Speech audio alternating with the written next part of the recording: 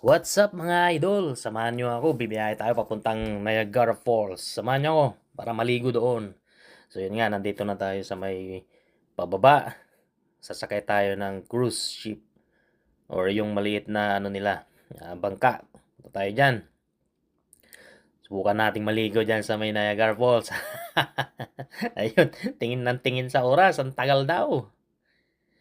Nakasakay na tayo dyan, ayan. Sige, maliligo kayo dyan. Ako pumisto lang dito sa may likod. Yan ang technique ko para hindi ako masyadong mabasa.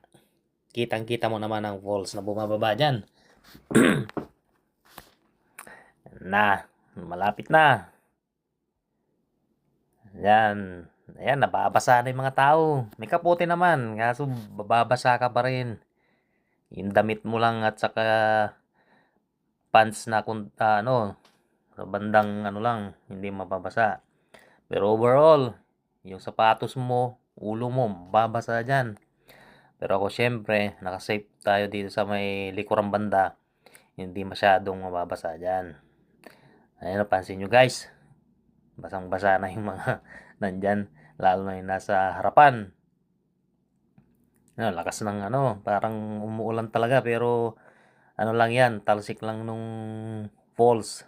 Kasi galing sa taas, tapos mahangin dyan sa baba. Ayun.